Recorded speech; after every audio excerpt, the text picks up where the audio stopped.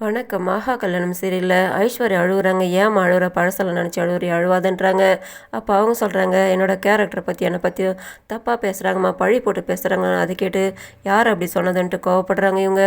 அதை கேட்டது தாத்தா சொல்கிறாங்க, கௌதம் ஏதோ தப்பாக பேசிட்டாமா, அவன் சொன்னதெல்லாம் நாங்கள் நம்பலை, நீ எதுவும் பெருசுப்படுத்தாதான்ட்டு. அது இவங்க சொல்கிறாங்க, அதுக்காக என் பொண்ணை தப்பாக பேசினேன், நான் விட்டுடுவேன், எங்கள் பொண்ணுங்களை நான் நல்லா தான் வளர்த்துருக்கேன், எங்களுக்கு வசதி இல்லை தவிர நான் பொண்ணுங்களை கரெக்டாக தான் வளர்த்துருக்கேன். இவங்க சொல்கிற மாதிரி எதுவும் கிடையாது, அவங்க அப்படியே சொன்னால் விட்டுடுவீங்களா?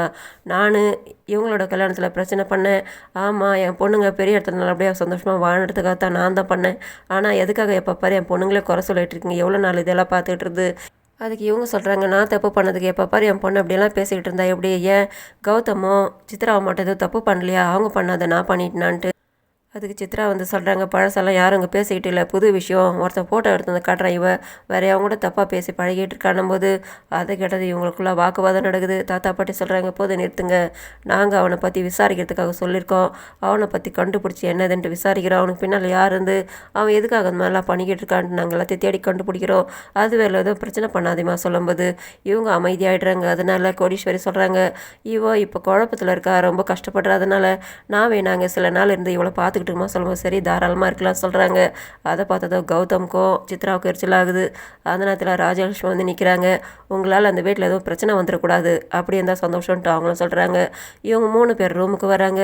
வந்த உடனே சந்தோஷப்படுறாங்க. கோடீஸ்வரி கொஞ்சறாங்க ஐஸ்வர்யாவை, இந்த விஷயம் இவ்வளோ விஷயம் நடந்திருக்குது, எதுக்காக நீ என்கிட்ட சொல்லலை? இவ்வளோ உனக்கு ஏதாவது பிரச்சனை வரப்போகுதுன்ட்டு மகாலட்சுமி சொல்கிறாங்க. நான் வாழ்ந்தாதானே எனக்கு பிரச்சனை வர்றதுக்கு இன்னும் கொஞ்சம் நாளைக்கு, அதுக்கப்புறம் என்னை இந்த வீட்டை விட்டு அனுப்பிடுவாங்கம்மான்னு சொல்கிறாங்க. அதை கேட்டு அவங்க ஷாக் ஆகுறாங்க. என்னடி சொல்லிக்கிட்டு இருக்கீங்க?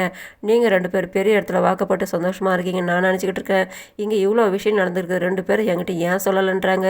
ஆமாம்மா, இன்னும் கொஞ்ச நாள் ஆச்சுனாக்கா சூர்யா நான் வீட்டை விட்டு அனுப்பிடுவார், இந்த விஷயம் சூர்யா கூட தெரியுன்றாங்க. எல்லா விஷயமே இவங்களோட எல்லா விஷயமும் 2 பேருமே கோடீஸ்வரி கிட்ட சொல்லிடுறாங்க. அதை கேட்டு அவங்க ஷாக் ஆகிட்டு அப்படியே உட்காந்துடுறாங்க. நீங்கள் 2 பேரும் சந்தோஷமாக வாழ்கிறீங்கன்ட்டு நான் நினச்சிக்கிட்டு இருந்தேன், இந்த வீட்டில் வசதி இருக்குதுன்னு பார்த்தாக்கா பணம் இருந்தால் மட்டும் நிம்மதியாக இருந்துட முடியாதுன்னு நான் தெரிஞ்சுக்கிட்டேன். அதனால் நீங்கள் எனக்கு சப்போர்ட்டாக இருந்தால் போதும், நீங்கள் 2 பேருமே சந்தோஷமாக வாழ்றதுக்காக நான் எதை வேணாலும் செய்வேன்றாங்க. எதுவும் பிரச்சனை பண்ணி வைக்காத, நான் பிரச்சனை எதுவும் பண்ண மாட்டேன், எல்லாத்தையும் நான் சரி பண்ணுறேன்ட்டு கோடீஸ்வரி சொல்கிறாங்க. இவங்க சூர்யா கிட்ட வந்து நிற்கிறாங்க, நல்லா இருக்கீங்களா மாப்பிள்ளன்ட்டு.